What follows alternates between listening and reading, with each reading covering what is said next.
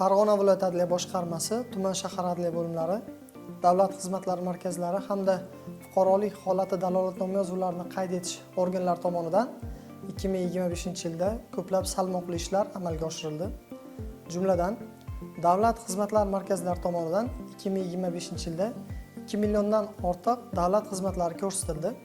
Shundan 39 mingdan oshig'i xorijga chiqish pasportini rasmiylashtirish, 34.608 haydovchilik guvohnomasi hamda 13 mingdan oshiq ID kartalar rasmiylashtirib berildi.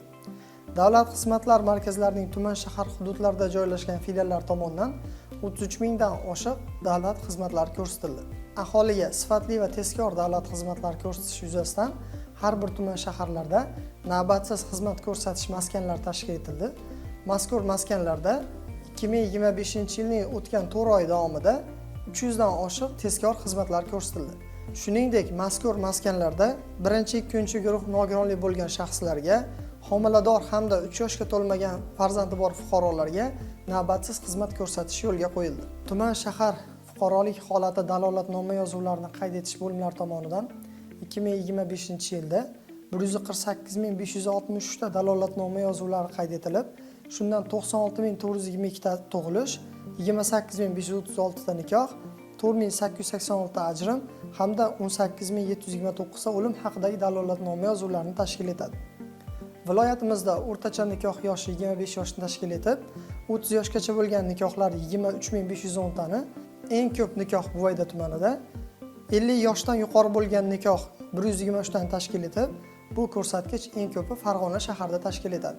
FHDYoning yagona elektron arxiv axborot tizimining raqamlashtirish moduliga joylashtirilgan dalolatnoma yozuvlariga 264.486 ta jismoniy shaxslarning shaxsiy identifikatsion raqami biriktirildi. Shuningdek, FHDYo bo'limlarida nikohlanuvchi shaxslar buyurtmasi asosida 80 tadan oshiq catering xizmatlari ko'rsatildi. Bundan tashqari, FHDYo bo'limlari tomonidan hamkor tashkilotlar bilan birgalikda oilalarni mustahkamlash, nizoli oilalarni yarashtirish yuzasidan 500 ga yaqin targ'ibot tadbirlari o'tkazilgan bo'lsa, 2025-yil davomida 8425 nafar nikohlanuvchi yoshlar oila va xotin-qizlar maskanlari orqali o'qitildi.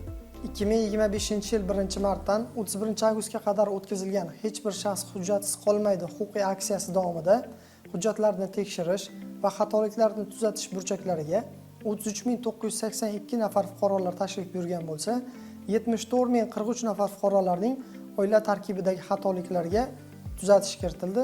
Aksiya doirasida 194.658 nafar shaxslarning jismoniy shaxslarning shaxsiy identifikatsion raqami olinib, oila tarkibi shakllantirildi.